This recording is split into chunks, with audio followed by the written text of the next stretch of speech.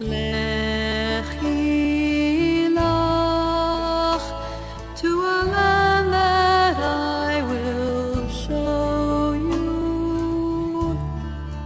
Lech lecha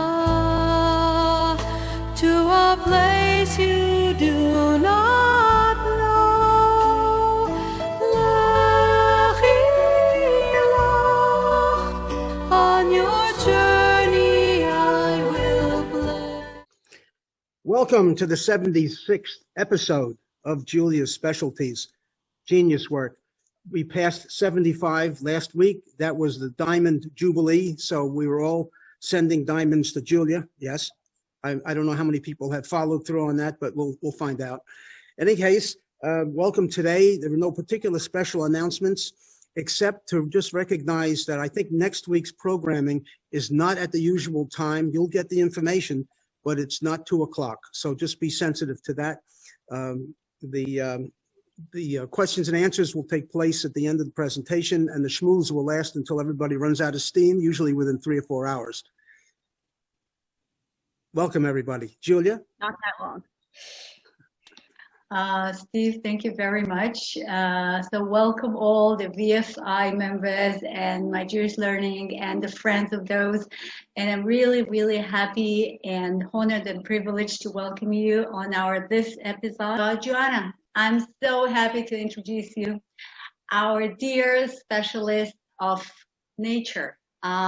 She's a tour guide and she is the founder of Nature and Nosh. I have to admit that I had no idea what Nosh is. I had to look at, so I hope others know what Nosh is. Okay. Anyhow, I learned something. And she is really a great speaker about nature and food and the combination of both with Bible on top of it. So I'm sure you will enjoy it. Joanna, thank you for coming. I am muted and it's all yours. Okay. Thank you, Julia. So first of all, I had an interesting experience today because I guided a group from the Japanese embassy, and not only did I have to explain to them what Nosh was, I had to explain to them what Yiddish was. So I'm kind of getting used to the whole idea, this whole, when I chose the name of the business, I actually did research to check that Nosh was known, but I didn't get as far as checking if Japanese knew what Nosh was.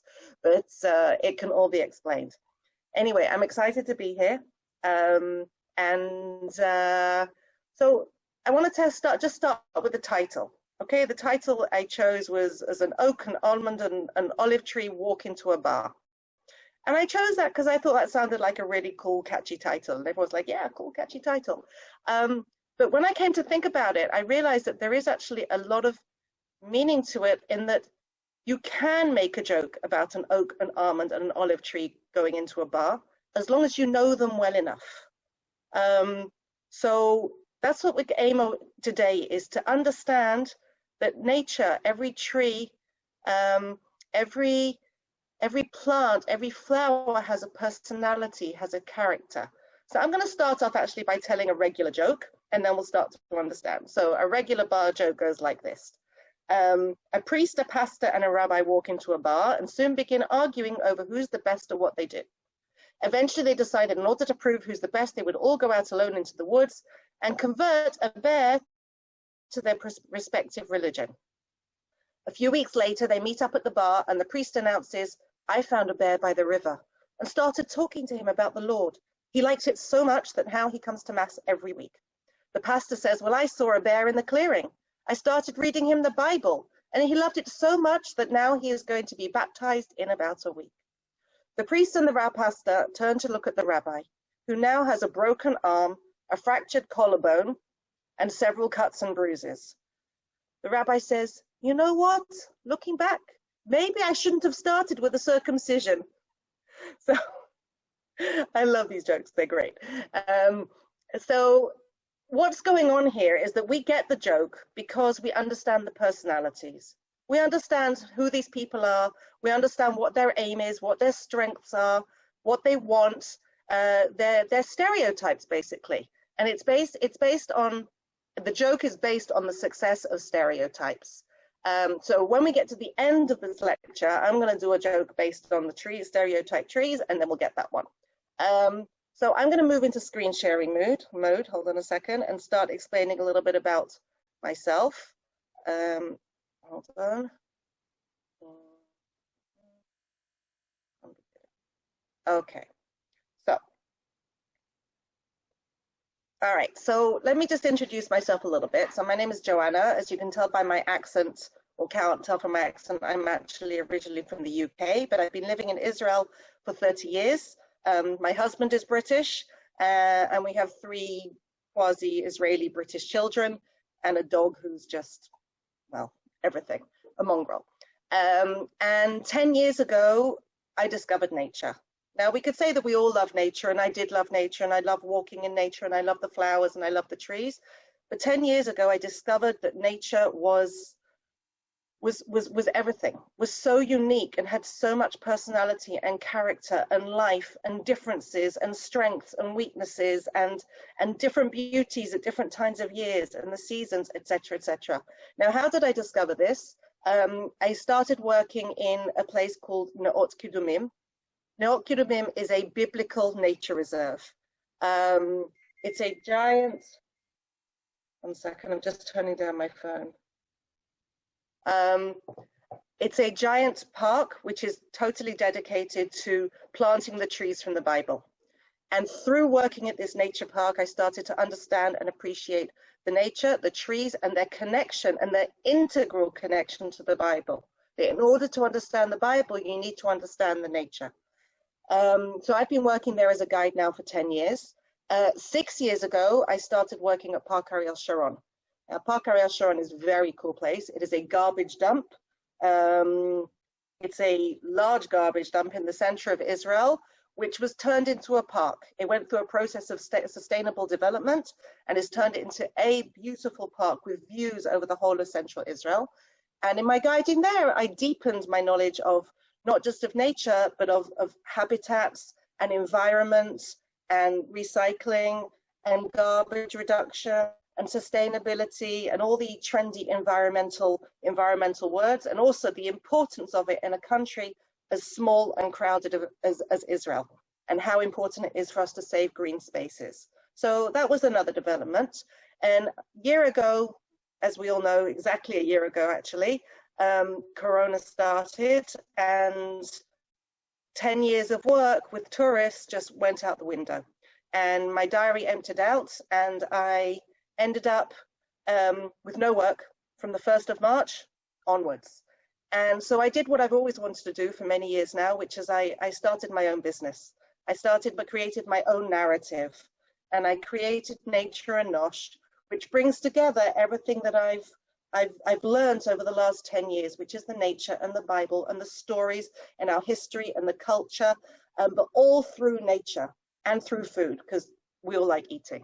So it's a tour where we go back to our roots, both as far as the food is concerned and our history and our story is concerned.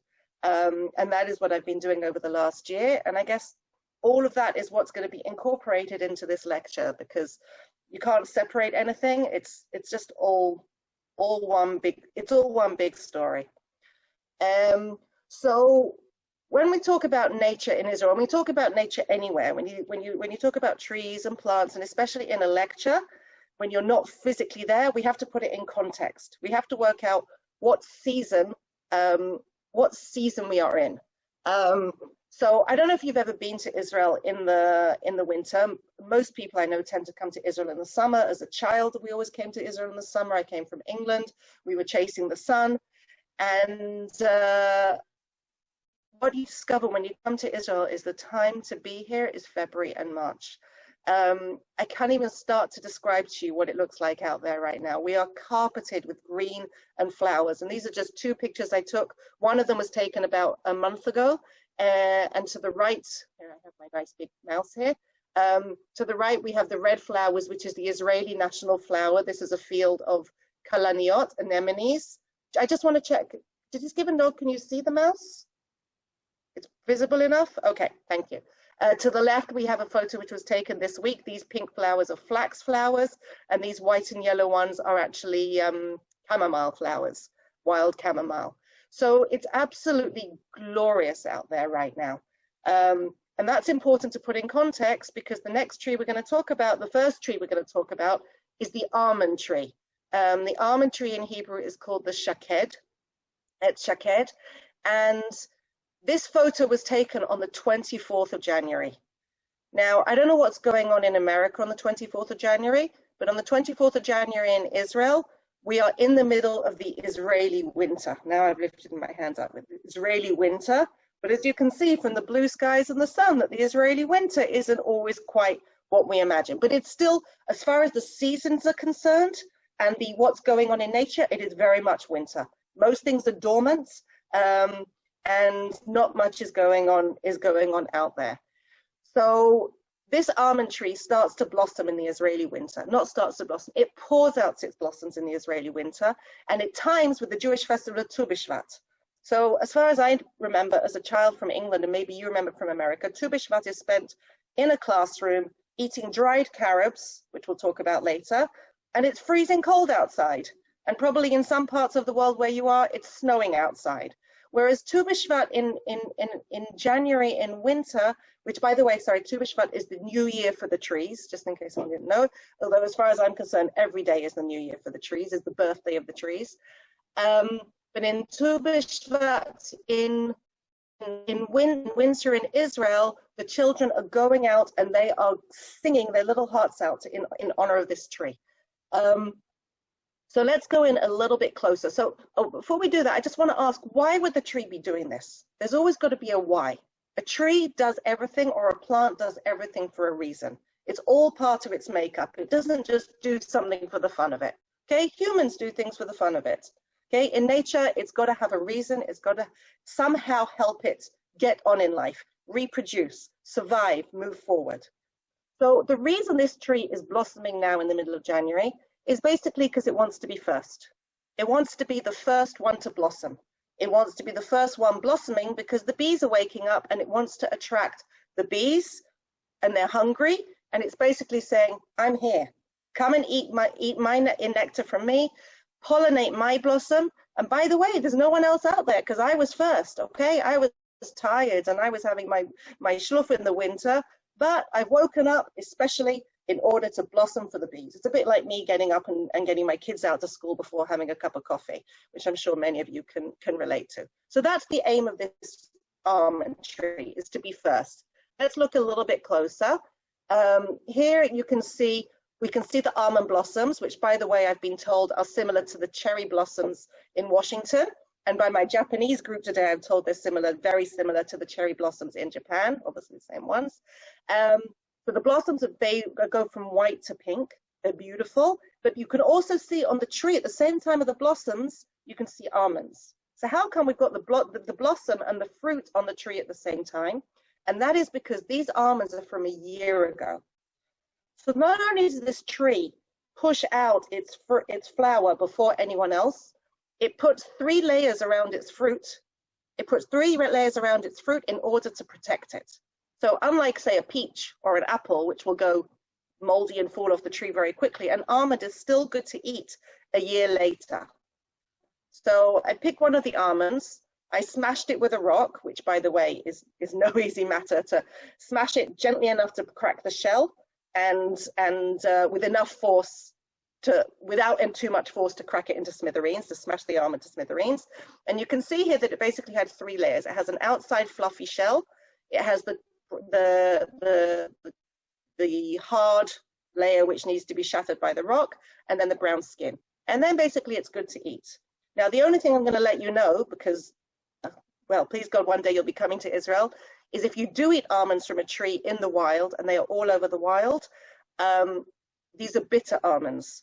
Not only do they taste really unpleasant, they also numb your mouth a bit, and they also contain a tiny amount of cyanide. So you can probably get away with about 20 without keeling over dead. But I would definitely keep down the amount of almonds you're going to eat. And anyway, they're not tasty anyway. However, I can't give this lecture without talking about the taste and the smell. you put your nose into an almond blossom and literally put your nose right into the middle, and of course making sure there's no bee in it first, and you end up feeling like Pooh Bear, because Winnie the Pooh, sorry, Winnie the Pooh, in Hebrew we call it Pooh the Bear. Winnie the Pooh, because literally it smells like you've put your head in a pot of honey. It is a pure honey smell. It is delicious. And almond croissants are just my favorite. And you never used to be able to get a good almond croissant in Israel. But now, because we have so many French immigrants, they have started opening up French bakeries all over Israel. And now I am spoiled for choice as to the amount of almond croissants. There's going to be a lot of food mentioned in this lecture. I'm sorry if you're hungry. I hope you're after lunch, not before, because that's what it's all about. It's all about the nature and the food. All right, so we're going to talk about trees in Israel. Then obviously we have to relate to planting the trees. Now, we've been planting trees since 1908, which actually is just over 110 years. Probably every one of you out there has either planted a tree, hopefully, or has donated to planting a tree. And that is why we have so many trees in Israel now. We went from 5 million to 300 million trees over the last, just turning my phone off, 5 million to 300 million trees over the last 100 or so years.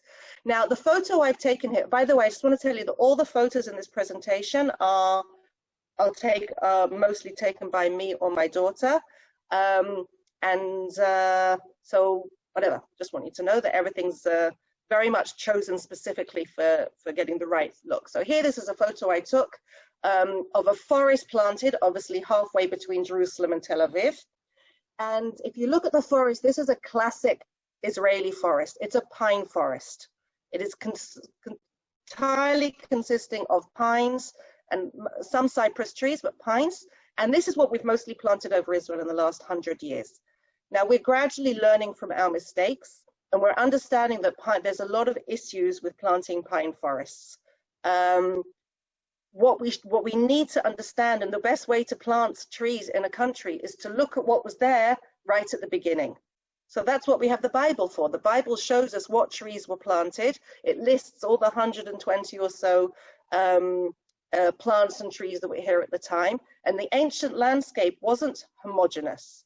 It was trees that were a mixture of trees that suited the climate, suited the landscape, suited the habitat, and fit with the natural biodiversity of each region. Basically, there's a symbiosis between the whole region and the trees.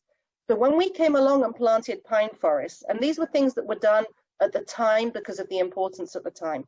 It was important to plant a tree that was evergreen, that grew quickly, that needed very little water. However, we're gradually learning that this is not necessarily the kind of tree we should be having.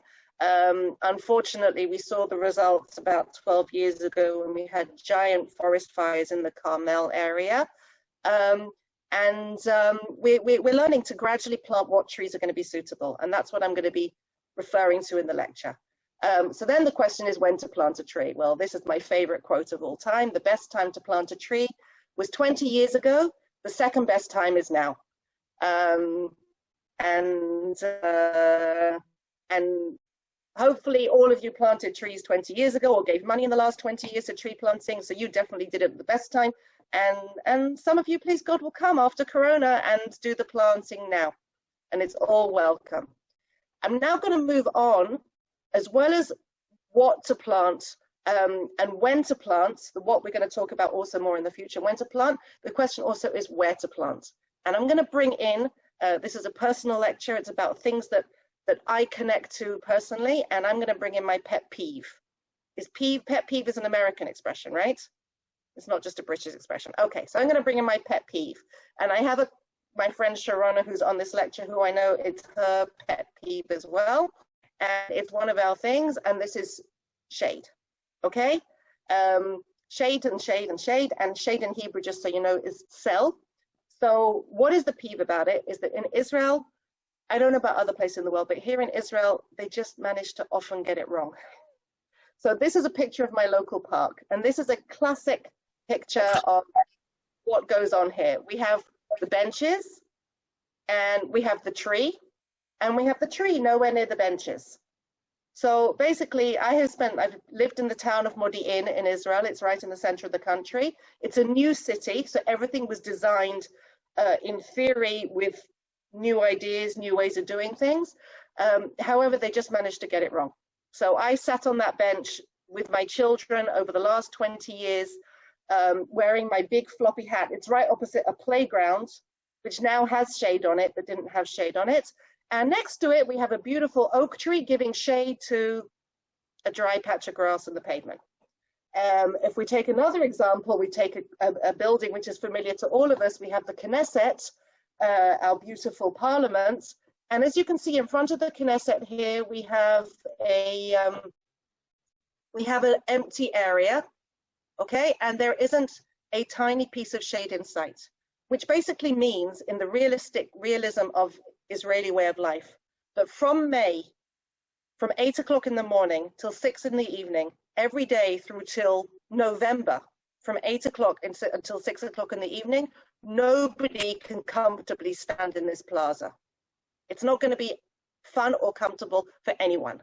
So another classic example of lack of shade in our country. And the last one, which kind of makes me laugh because it's kind of sad, is this is actually my daughter's scout camp, which they put in the forests, and they live in the forest for 10 days in order so they can be in the shade. So they put them in a pine forest. And as you can see from the pine trees, they're very thin.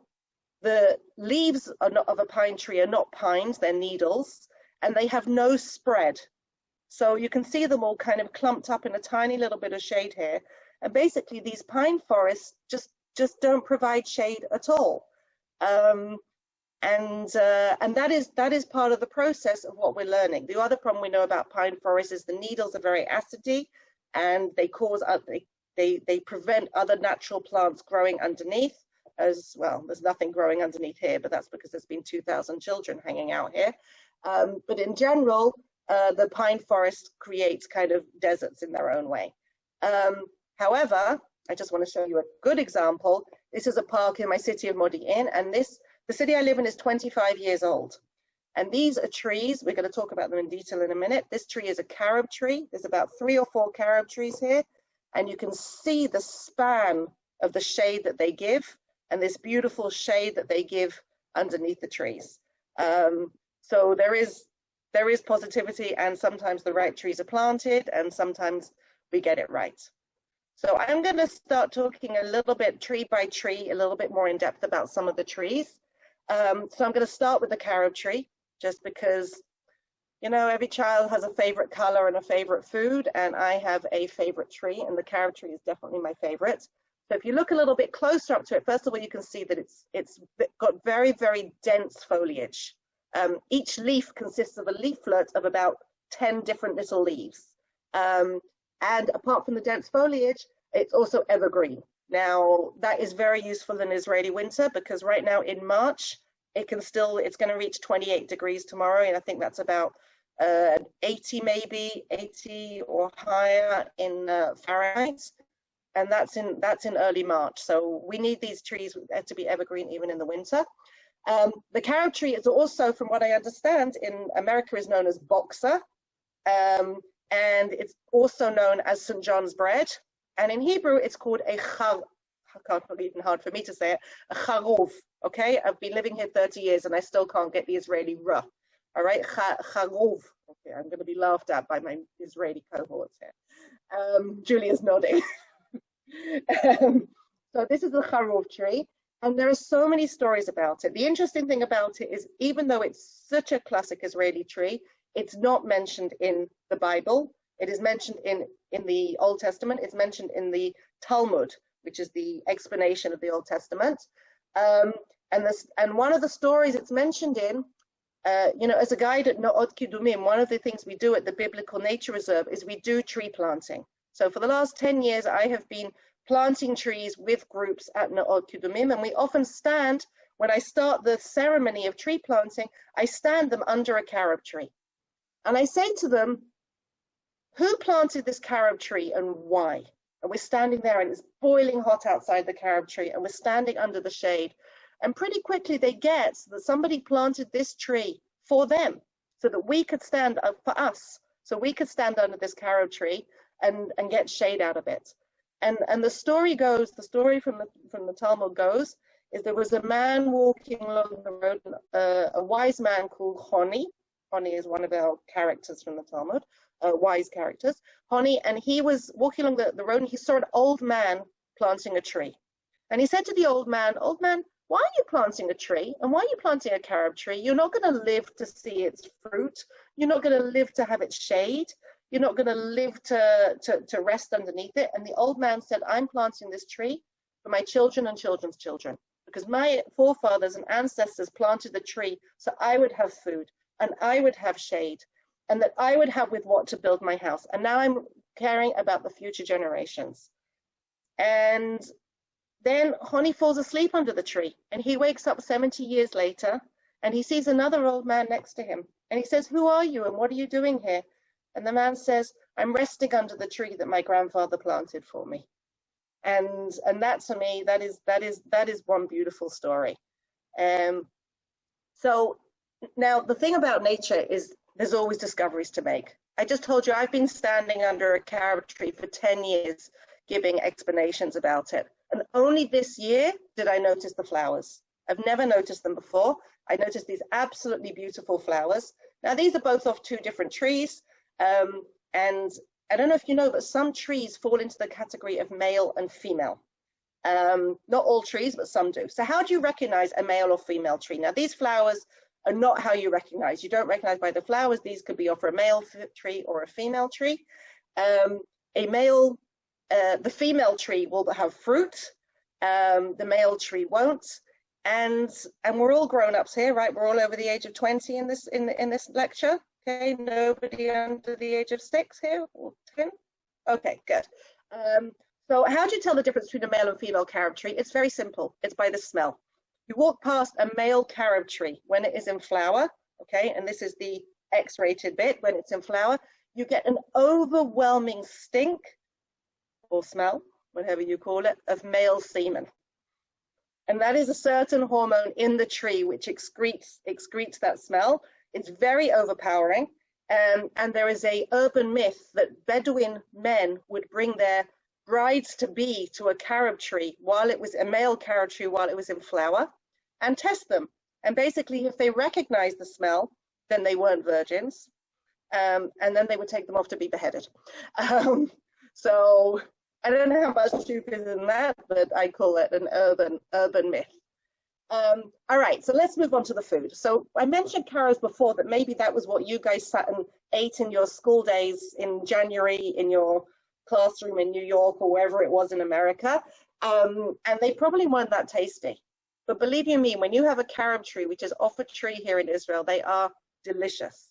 Now I carry carobs around in my bag all the time as my energy bar, and let's just compare with a regular energy bar. So we have Nature Valley, which I looked in the ingredients, and it has approximately 50% fiber and 50% sugar. And then I checked what was in a carob, and guess what? It's about the same. It's about 50% sugar and 50% fiber. However, let's think of the essential differences between them. First of all, in the carob, you get other things. You get calcium, you get magnesium, you get some protein. And then the other essential difference is that if I eat in Israel, a Nature Valley bar, that bar has been produced and brought from every corner of the world. I don't know where the ingredients have been produced. I don't know where the sugar's grown. I don't know where the sugar cane's grown. It's one part of the world. The oats are grown in another part of the world. The honey in another. They've been shipped to a factory. They've been driven along roads. They've been stored in warehouses. They've been put together. They've been shipped to Israel. They've been taken to the supermarket. They've been packaged in plastic and cardboard. And then eventually they've arrived in my bag, when just as easily I can take a carob and eat that carob. So when we make decisions about what we eat, I mean, everybody says eat local, eat local. I can't think of anything more blatant than my eating a granola, a Nature Valley bar while I'm hiking, compared to eating a carob straight, well, even if it's not straight off the tree, just bought from the local shop. And they are every bit as delicious. little bit less crunchy and more likely to break your teeth, but still just as delicious.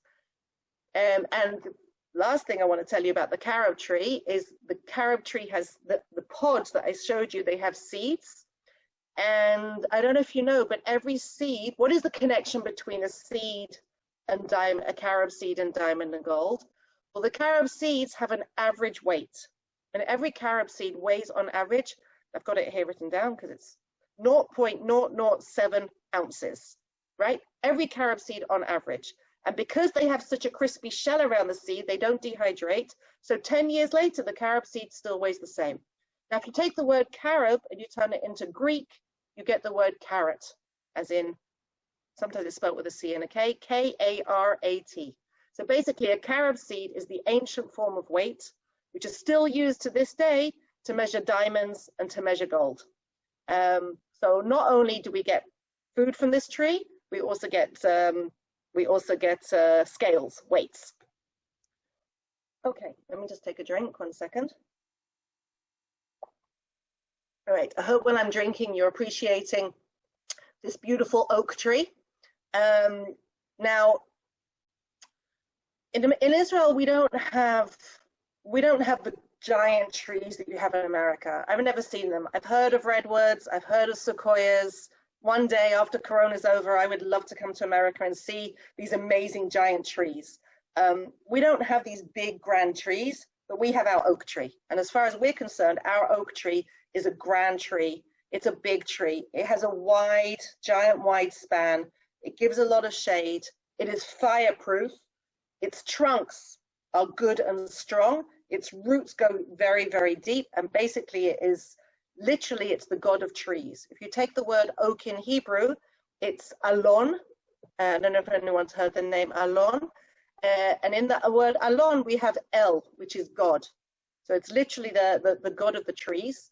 And if you take it, for example, from the Bible, Amos killed an Amorite, and he described the Amorite that he killed as he was as strong as the oaks.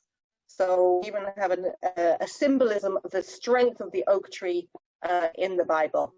Now, over the many years, over thousands of years, the whole landscape in Israel has constantly changed, depending on who was occupying us and who was conquering us and what everybody's different needs were. And we had a lot of shepherds and a lot of grazing, which destroyed a lot of the landscape. So the original land flowing with milk and honey talked about in the Bibles really did dwindle over the years. But I would say that one of the main perpetrators of destroying our trees was the Ottoman Empire. Okay, which we're here up to 100 years ago, and for 400 years before that. And the Ottoman Empire, what was important for them to do was expand their empire, and therefore they built railways. And they built their railways. They decided they wanted to build a railway from Damascus in Syria to Medina in Saudi Arabia, which is 1,700 kilometers of tracks. How did they build their railways? What did they use? They used our oaks, and probably some Syrian oaks and some Saudi Arabian oaks, but they devastated our oak forests and all the oak forests that covered this landscape. If any of you ever been to central Israel and the area north of Tel Aviv, what's called the Sharon area, the Sharon area particularly, which is now all cities, was traditionally a giant oak forest. Unfortunately, even after they built it and used our oaks as train tracks, they discovered they didn't have the right kind of coal, so they made charcoal from more oaks, so more oaks were cut down. We have a man here in Israel whose absolute passion is oak trees, and he did a survey of oak trees in Israel, and literally just now, I guess during Corona one has more time, he counted that there are 2,256 oaks left in Israel, which is a very, very sad figure. But at Noot Kudumim, at the Biblical Nature Reserve where I work, we plant only oak trees, we don't plant pine trees. And in general, oak trees are being planted more in Israel. The problem is they take a long, long, long time to grow. But we're talking about our children and children's children, so please God by the time they come. All right, apart from that, the oak tree is one of the most sustainable trees, and it's one of the most underused sustainable trees that there is. I don't know about you, but I've never heard of oak flower in general. I don't see it sold in the shops. As far as I can tell from my research, there is one oak flower factory in the region, and that is in Greece, where they basically take the acorns. There's a whole process where they grind them down, and they make it into oak flour, which, by the way, is fantastic. It's gluten-free. It's full of potassium, iron, vitamin A, vitamin E. It's an excellent flour for cooking with. And considering that an oak tree produces 10 million acorns, can produce up to 10 million acorns in a lifetime, that's a pretty sustainable product. So I think we should all be encouraging it. Now, I'm a big coffee drinker, and from what I can tell, oak coffee made out of acorns is not great. But apparently during World War II, that was all they had in the trenches, so the British soldiers were drinking coffee made out of acorns. I think I said oak flour, actually I meant to say acorn flour. Okay, so maybe one day in 10 years' time we'll all be eating acorn flour. All right, so, one second, sorry. All right, so let's look at this, in Hebrew we say misken, this poor, pathetic looking tree. I think I might have cut off the name of it at the top, but it's all right, I can tell you. This is a pomegranate tree. In Hebrew, a rimon, and this is what it looks like in winter. It has absolutely no saving graces whatsoever. It is nebuch, it is barren, it is bare, and the pomegranates are kind of dried up and with no color, no nothing. However, in a short few weeks, it's going to start looking like this. The leaves are going to come out as a rich green, and most importantly, the flowers are going to come out with these sort of translucent, reddy orange petals, which literally they're thin enough that you can see the sun through them, so they almost glow. And apart from the flowers, you can see that the fruits, once the petals fall off, then you already have the crown of the pomegranate fruits already appearing. You can see easily the crown here, the royal, regal pomegranate fruit, and then it grows into this lush, delicious looking fruit. You can see the crown on here as well. And if you go deep inside the pomegranate, then you're going to find the seeds. Now, they're called seeds, but I call them rubies. As far as I'm concerned, these are rubies. Each one of these seeds is juicy, is rich, is fantastic in color, full of antioxidants, and is also anti-aging. And the myth goes that there are 316 seeds inside a pomegranate. The 316 is based on the 316 commandments in the Bible, and I've counted them. Okay, when my kids at Rosh Hashanah time at the New Year, when the pomegranates are ripe and we get our first pomegranates, we've counted them. And the first time I counted them with my kids, we got to 326 and then 384. And then I realized there was probably too much chemical and fertilizer, and they were just getting bigger and bigger and bigger. But they really are, they are beautiful. Little gems, I call them. And the pomegranate seeds. In, so no one can do. Sorry, Joanna. It's actually 600. Everyone is commenting. Oh my goodness, 613, not 3. Wow, I switched around the numbers. I'm so embarrassed. Okay, you're right. Sorry, not 316. It's 613. I switched the numbers around, and I was so busy. I didn't. You're right. 613 commandments. Thank you for putting that one in. I don't know how that slipped up. Moving swiftly on. So the pomegranates here and all over the world are becoming, the Middle Eastern cuisine is coming big. So this salad is actually a salad made by a chef called Yotam Ottolenghi, who is one of the most famous chefs in England, and he loves incorporating pomegranates into his food. And one of the most famous chefs in America, as far as I understand, is a guy called Mike Solomonoff, who actually has a pomegranate tattooed onto his arm, which is how much he loves it. And you can see they're a beautiful addition to salad. Wrong way. And obviously, from the Bible to modern day, they are an inspiration for poetry. In the Bible, in the book of Song of Songs, it is described that your brow gleams like a pomegranate. Well, maybe that was a compliment in biblical times. I think if my brow was gleaming now, I'd probably just have sunburn. But it's been an inspiration for Judaica for thousands of years. And I just showed these examples. This one to the left is actually my daughter paints watercolor bookmarks. And this is from her Rosh Hashanah edition bookmark. I couldn't help not put that in. And the various designs here on the pomegranate are just stunning. This is in Jerusalem. This is a statue in Jerusalem. Okay, moving on to the fig tree. The fig tree here is now in leaf. It is not in leaf yet. I've got a picture of it in leaf. And the fig tree has the honor of being the first tree mentioned by name in the Bible. Normally, if I would ask a group what tree was mentioned in the Bible, they would say the tree of knowledge or the tree of life. I'm like, yeah, but which one was mentioned by name? And ironically, it's the fig tree because Adam and Eve sinned. They ate from the tree of knowledge. They gained knowledge, and then they ran and they hid under a fig tree, and then used the fig tree to make clothes. I just took a picture here of a fig tree in the winter. And to me, its trunks, its branches are white, and it has such a beauty also in the winter. I love it. I love it in the winter.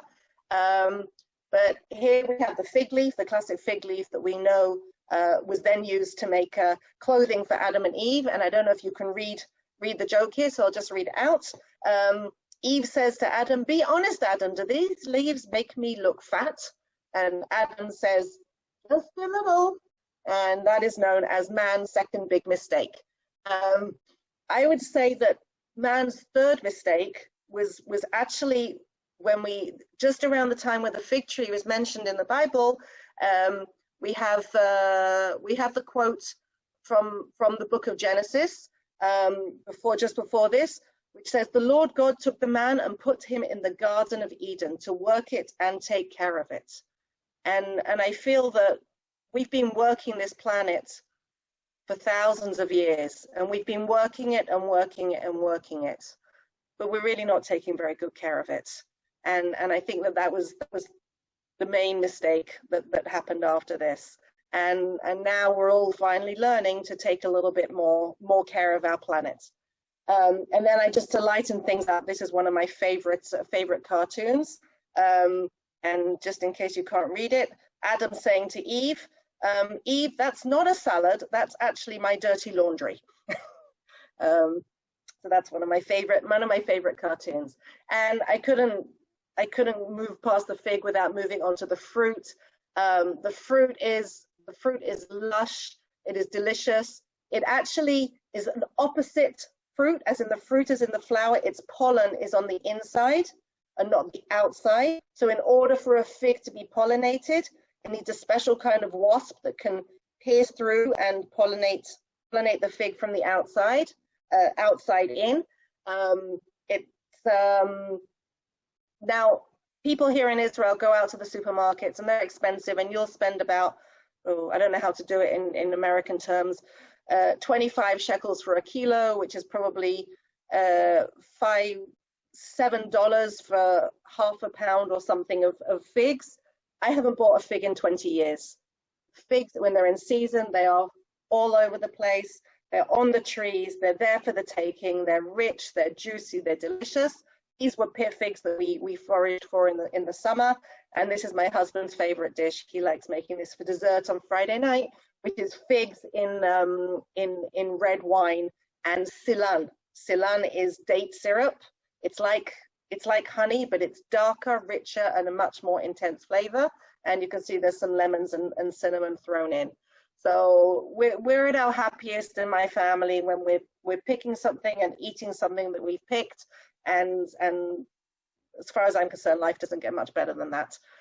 I'm moving on to the last tree, and I've saved it till last because it just has so much meaning and so much symbolism to it. And just for your information, the Jewish National Fund just had a competition a month ago to choose the Israeli national tree, which, believe it or not, up until now, we haven't had a national tree. I showed you the national flower at the beginning, the kalanit, the anemone, which was chosen in 2013. We have the national bird, which is the hookah bird. And now officially we have a national tree, and after lots of voting by huge demand, the olive tree was chosen as the national tree. And to be honest, how could it not be when it is so part of our lives in every way? Now, the olive tree is known as the tree of light. Now, it is known as the tree of light from every aspect. It isn't physically and spiritually and lots of other leaves, which I can't think of right now, but basically it is our light, and it has been a light that has shone with us from its first appearance in the Bible, which is when the dove brought the olive branch to Noah in the ark, and it is said that the dove brought light into the world, right through to modern day. And I'm going to show you a little bit of that story. So physically, the tree is the tree of light because the leaves are two-tone. The upper side is dark green and the underside is like a silver. And what happens is, as the day goes on, the leaves start to turn away from the sun when they've had enough sun, and they start to show out their silver side. So by about midday, you get the olive trees, especially on a breezy day, you get the olive branches literally flickering in the breeze, and they look like a flame. And then, of course, the olives were made to make the olive oil, which has then lit the menorah in the temple, and to this day, for thousands of years. So the spiritual tree of light and the physical tree of light has carried us through to this day. Now, just a few cool things about olives. I don't know if you know. So olives start off green, and you pick them when they are green, and you can pickle them. And this is what I have done here. This is this year's batch of pickled olives, and I have to say they're delicious. And I'm sorry you can't taste them. But when they're finished being green, they turn this beautiful burgundy color. They start to get a blush on them, and then they turn sort of a shiny blush. And then after the first rains have come, they fill out, they plump out, and they turn black. And that is when they are ready for oil. Now, we found this lovely one here, which literally you can see the oil pouring out of it. Now, there is some element of water in there as well, but there is a huge oil content. And just so you know, if you're ever out in nature and your lips are sore, you just take an olive, you squeeze out the oil, put it on your lips, and you get that fantastic purple lipstick shade, and it's very soothing on the lips, and it's also a fantastic moisturizer. So forget all that Clinique and Johnson & Johnson and all those expensive moisturizers or whatever they are. Just stick with the fresh olive oil. And of course, that olive oil is the essence to what we've done. Basically, if you imagine that, as I say, from the time of Noah, we were lighting up our lives with olive oil. We were lighting the temple with it.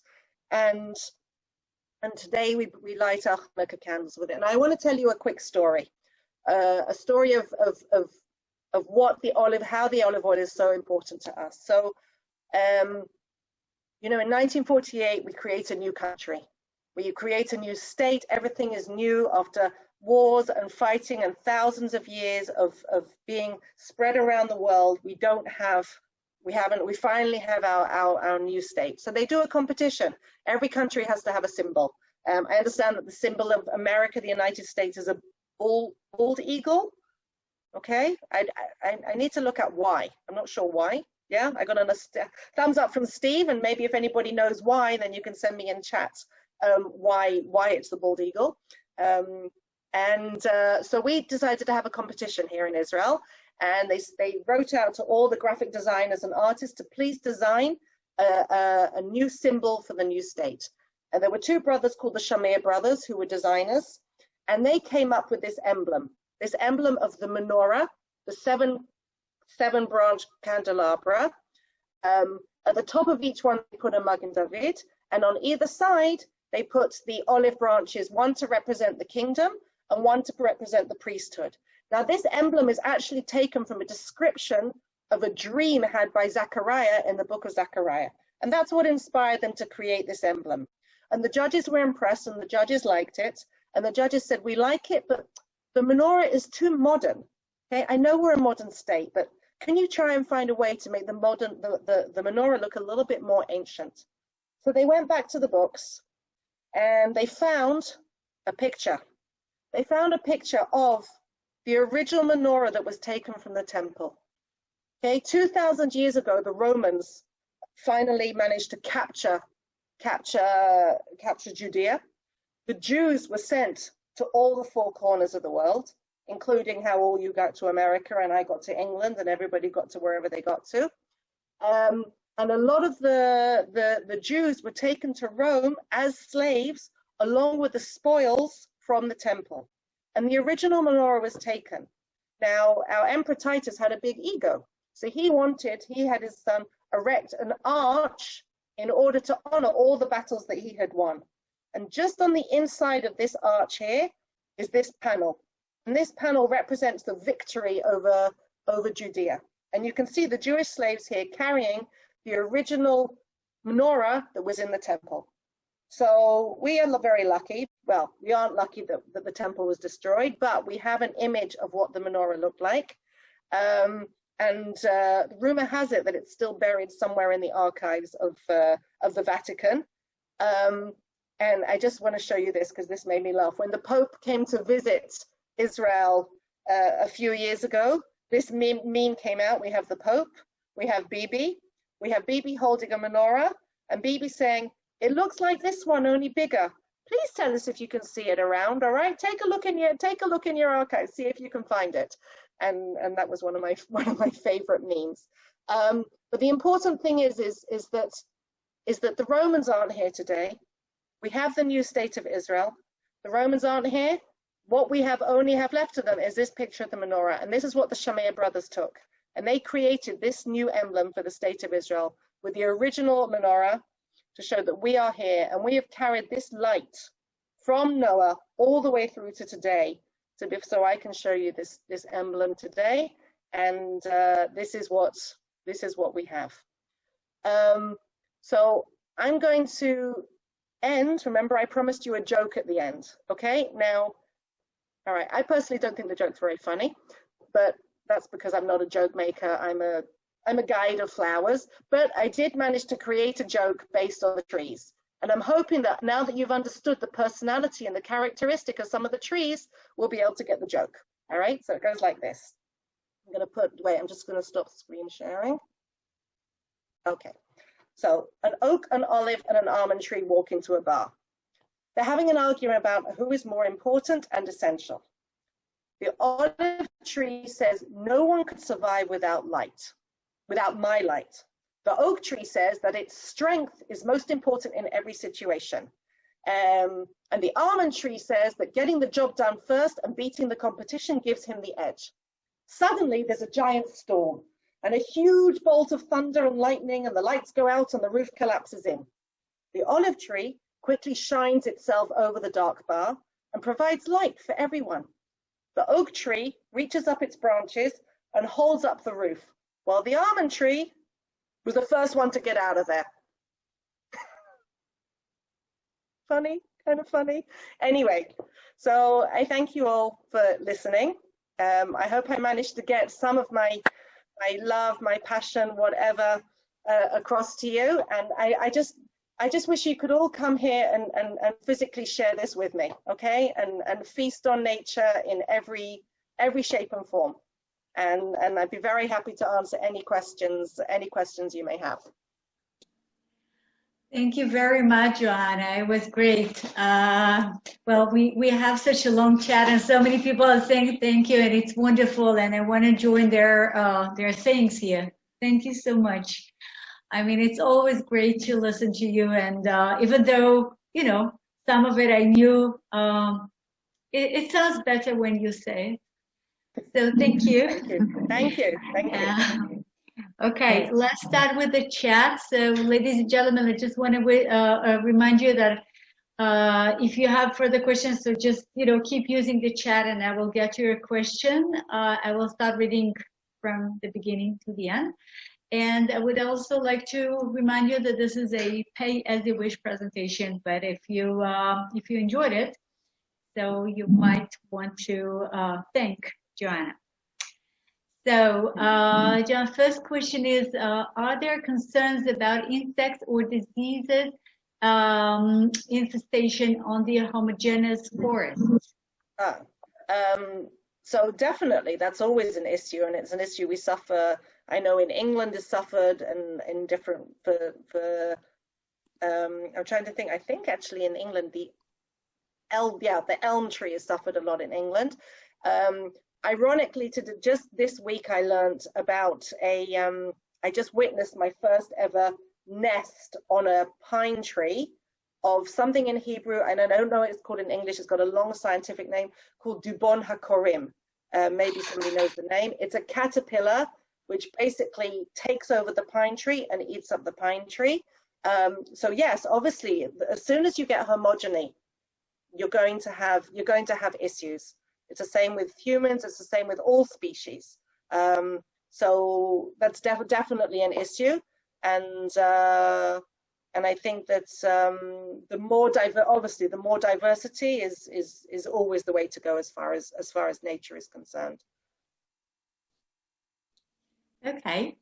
Next question is, we have Jill writes, we have a lot of olive trees and they just rot and fall to the ground.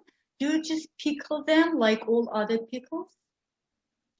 So it's two separate questions, right? So first of all, the important thing about an olive tree, now I don't know where Jill is and where her olive trees are. Now, again, this is a classic example of a tree that is indigenous to the land and the climate. An olive tree is native to the land of Israel, and therefore it's native to the seasons. So we only have rain on average 25 days a year. They all fall in the winter season. And the rest of the year, we don't have a drop of rain. Now, these olive trees are not watered, okay? So an olive tree which is not watered will survive and produce these fantastic juicy olives. An olive tree which is watered, and I know this because my neighbor has an olive tree and it's watered all the time, they always rot and get worms. So basically, if it's not suited to its natural conditions, then it doesn't do what it should. So yeah, an overwatered olive tree will tend to rot. What was the question about the green? Sorry. No, the question was just, do you just pickle them like all other pickles? Oh yeah, green olives. But what you have to do with an olive is you have to soak the bitterness out. So you actually have to smash it and make grooves on it, and then you soak it for 10 days in water, changing the water every day, and only then do you put it in with the pickling, and then you just put bay leaves and lemon and garlic and that's it. Very simple. Then it takes about 3 months actually till they're ready. Thanks. Next question. Can you take the acorns and just grind them up to get the flour, or would it be too bitter and poisonous? Yeah, no, it's a very complicated process in order to process acorns. That's why people don't do it that much, and I've personally never done it, although I've seen people do it. You have to, it's also a process of soaking. It's the same as the olives. You have to soak out what's called the tannins, and they have to be soaked and changed, and then they have to be ground down, and then they're all wet, and then you have to dry them out and put them in dryers, and it's definitely a complicated process, and they need soaking to remove the bitterness. Unfortunately, you can't just take an acorn and roast it in the oven and eat it. That would be great. I would love that, but it's more complicated than that. Okay, let's see. We like the acacia tree. Does it have fruit? The acacia tree? Yeah. So there's a few kinds of acacias. I'm not aware of it having fruit, I must admit. I'm aware of it being used for building. And you don't see that many acacias around. Unfortunately, the main acacia we have in Israel, and again, I don't remember the type in English. In Hebrew, it's the Shita Makhila, is a invasive acacia that was brought, it's called the wattlebrush tree from Australia. And that is the main acacia we see over Israel, and that we certainly, there's nothing edible on the acacia as far as I'm aware. So the local acacias might have something edible. I don't know. I must admit, I don't know. Okay. Alvin asks, are you an arborist? Am I an arborist? I'm not sure what it is. Yeah. By vacation yeah. Put it this way: if an arborist is a tree lover, then yes. If an arborist is a tree specialist, I will honestly say that I have no formal education in nature or botany. All my education has been learnt through the places that I have worked in. I have studied for 10 years. I've done personal studying. I've attended courses, and I am out there studying all the time, but I have no official qualifications. I guess I only came to the world of nature at the age of 40. So I guess I'm what you would call a mature student, and I just kind of have studied what I'm passionate about rather than getting formal qualifications in it. But I have a lot of experience. Sure. Okay. Kristen writes, here in Colorado, we have been infested with bark beetle. Wonder if they have shown up in Israel. They always exist, but the drought has weakened the trees and allowed the infestation epidemic. Anything like this happening in Israel? Not that I'm particularly aware of. If Sharona, if you're out there and if you know the answer to that, because Sharona is also my fellow tree expert. We have beetles. Hi there. We have beetles that infected the palm trees. They're called in Hebrew dekel, and they caused a lot of problems to farmers, to people who grow palms as part of their agriculture, and you need to inject a vaccination to the tree and make sure that the beetles don't come. We also have other beetles that hurt other trees, but less impact. Celia. Thank you. Yeah, I can add to that. We have another worm which kills fig trees. We just lost our old and favorite fig tree to a big nasty worm. So yeah, it is sort of a problem here. Okay, next question by Gail. And Gail, welcome back. We're happy to have you back. The question is, she writes that I asked the Society for the Preservation of Nature in Israel about the addition of bushes, berries, etc. in the forest, and they said that had never considered putting compatible undergrowth in their planted forest. Have they changed their policies? Do you have any? Interesting. So the question is whether the shrub is being planted as well as the trees. That's a very interesting question. I'm not aware, really not aware of any shrubbery being planted. I tell you what tends to happen, and this is what's interesting, is that the principle is that where there are pine forests, the natural shrubbery doesn't exist. But for example, if you go to the Carmel area and you go in the last 5 years since the pines have gone, what has happened, shrubbery has naturally grown back. I think that the trees are much harder to sprout and maintain and grow to maturity than a shrub, which is much easier. So I think basically from what I would imagine is the policy is shrubs will naturally replant themselves in an area that allows them to. So if you plant the indigenous trees and a mix of them, the natural shrubbery will come back because the berries are predominantly carried by birds, which will easily replant them. Whereas trees, it's much more difficult to produce trees that way. So I would imagine that the reason that they don't do it, and there are plenty of berry bushes, not berries like we know from America, but we have hawthorn and we have buckthorn and we have the pistachio gum tree, which is also kind of berry, and they grow everywhere like crazy as long as they're not suffocated by the pine forests. Okay. Well, right now, as far as I can see, this is the last question. So unless you add more questions, so that's it. And then you can unmute yourself. So the last question, oh no, we have more questions coming in. Okay. So the not last question is, isn't the eucalyptus tree an import the most prevalent tree in Israel? Interesting. Again, Sharona, I'd be happy if you gave in on this, but as far as I know, the eucalyptus is imported. It is very prevalent.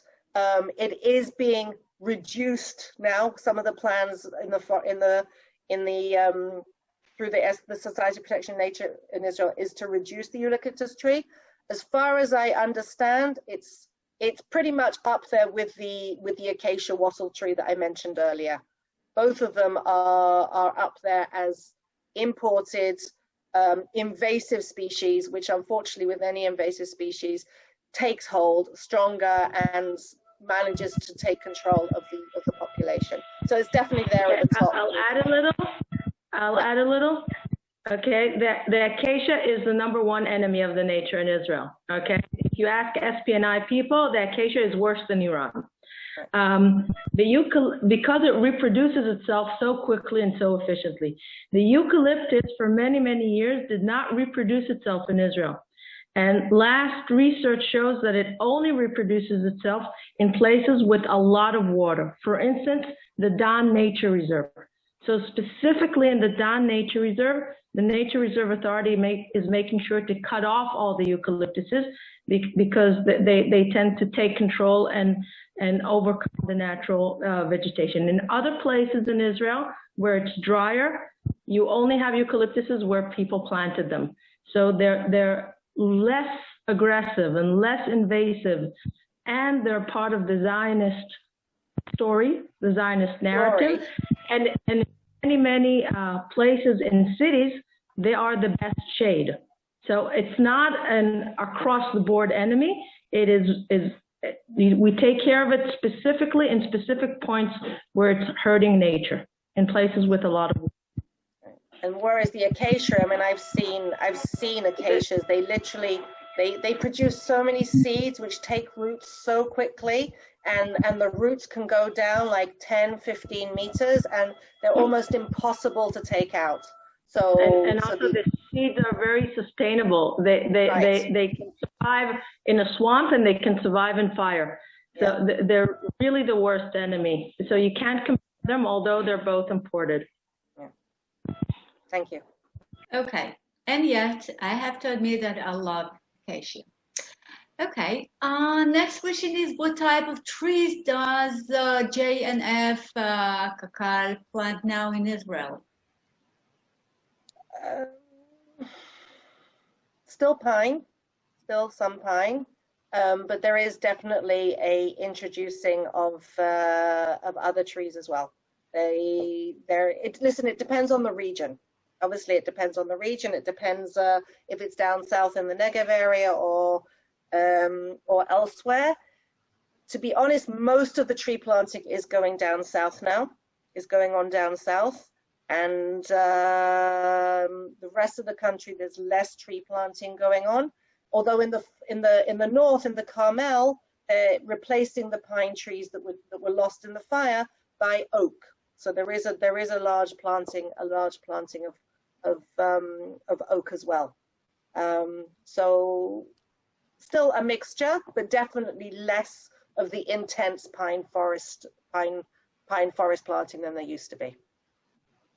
Yeah, and we also plant pistachio trees and carob trees, and more of a mixture. Right. Alvin asked, did they plant eucalyptuses to help drain the swamps? This is a well-known story. So maybe you want to say something about it, Joanna?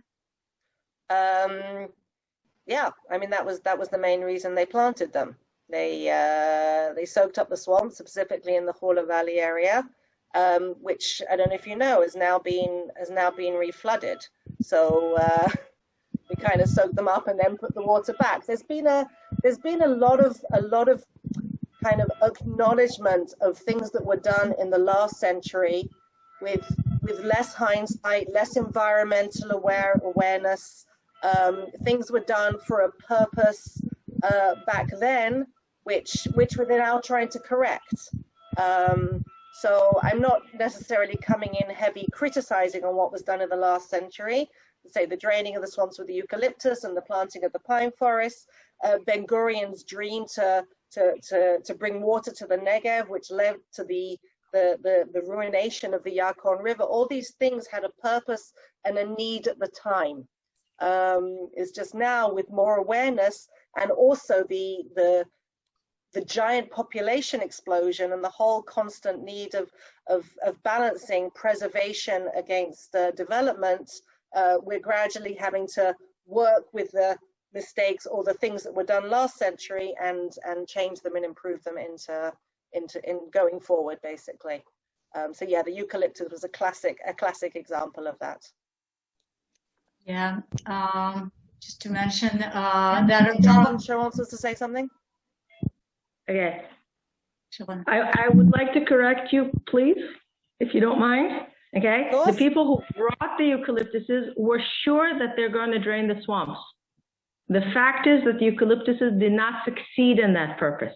They were planted for it, but did not manage to do it. And what the pioneers, the chalutzim, understood after the eucalyptuses were planted, that the only way to drain the swamps is to dig drainage canals. Okay, so they were mistaken scientifically. They thought that such a big tree has to drink a lot of water. The fact is today, where do we plant eucalyptuses? Where do we see them?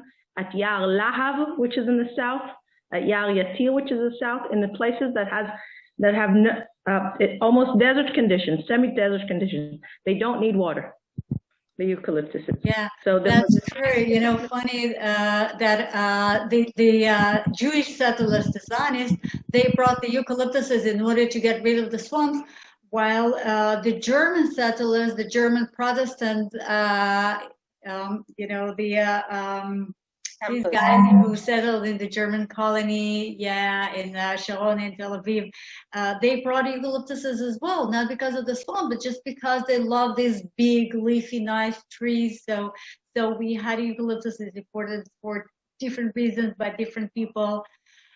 So we have us and the Templars. Okay.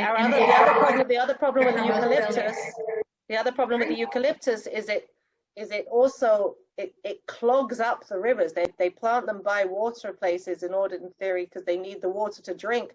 But their leaves, because the leaves don't don't break down easily, so they can alter the entire plant life and the water aquatic life in the rivers around them, because they suffocate and they alter the whole life. So they have their own other issues as well, which is a problem.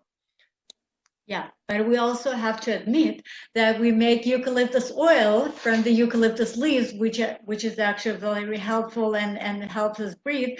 And we can also feed our koalas because we have eucalyptuses in Israel, and so there are advantages to eucalyptuses as well. We have koalas in Nir David kibbutz. Okay. Now, I'm wondering how many koalas we've got. Pardon? Joanna, I was just curious how many koalas we have. Oh, well, 3. 3. That's it. No, not enough to consume the entire eucalyptus forest we have around here. Okay, now we have another question. Don't the bringers of the desert, the god, love acacia trees? So, do they? The witch of the desert? The bringers of the desert. Like, Carol, I can see a beautiful acacia tree in your hand. So the question is, do gods eat acacia trees, acacia leaves? Okay, that is not something I know. Well, it probably depends on the species. I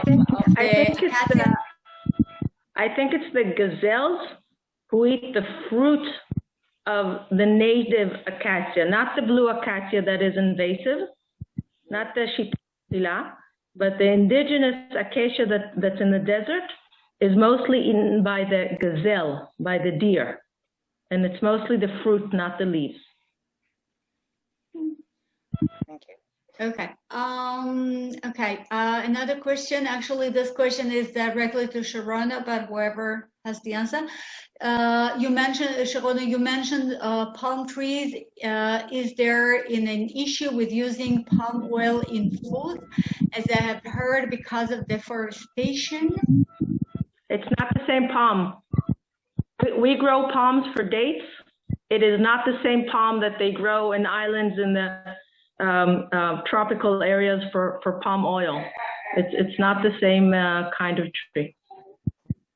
And we don't do deforestation in order to plant palms because we don't have that many forests. I mean, it's not about cutting off trees to plant another trees. We have so much land with no trees, so we plant trees. Okay, that's not a big deal for us. Okay, we ran out of questions. So thank you all. Thank you for participating and listening. And we were talking about trees here and bush here. So next presentation, we will be talking once again, just a little bit, it will not be the focus, but we will be talking about trees and plants and date palms in our next presentation, because we are going to Kibbutz En Gedi, and the entire kibbutz is a botanical garden. So you will see some amazing trees, and we are going to En Gedi Oasis, the En Gedi Natural Reserve. And we have some amazing trees there as well. I mean, this combination of a extreme desert and an oasis with freshwater waterfall provides some amazing vegetation, of course, on top of animals. So we will be talking more about nature the day after tomorrow. Okay, there is another question now, out of time. It's not out of time, but why are the banana palm planted in Israel? Banana palms? I don't think it's not a banana palm. It's actually a banana. Okay, it's sort of a grass.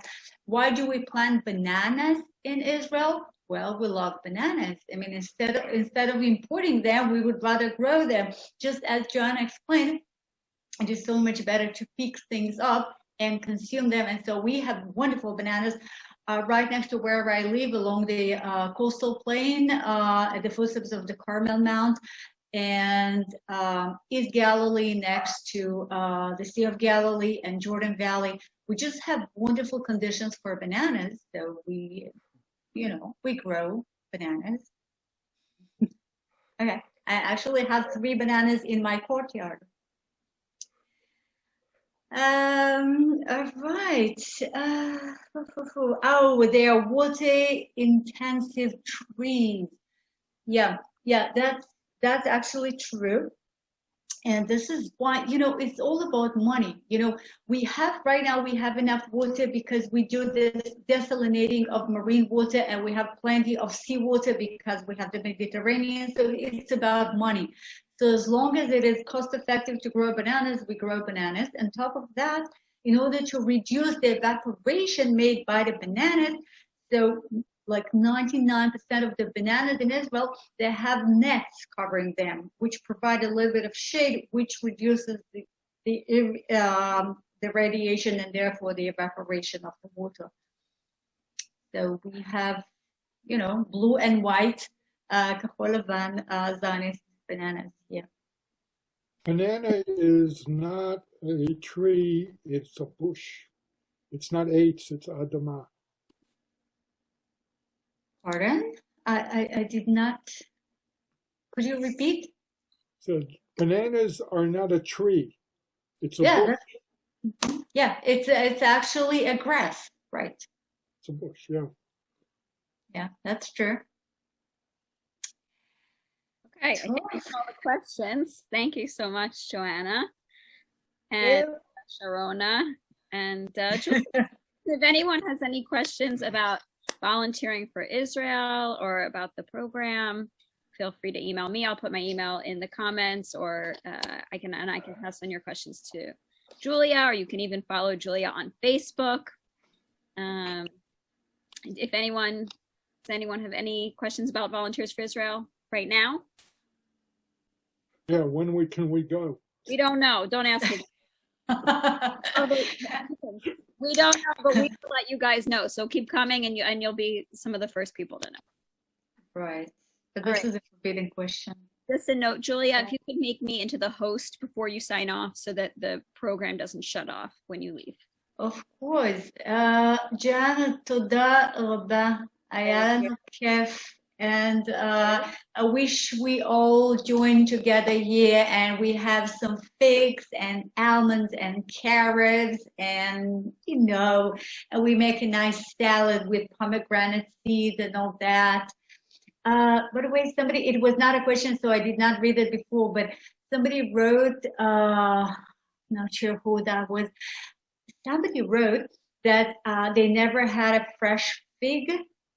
So, that's about time. I mean, fresh fig is so much better than a dry fig. I mean, come on, this is amazing.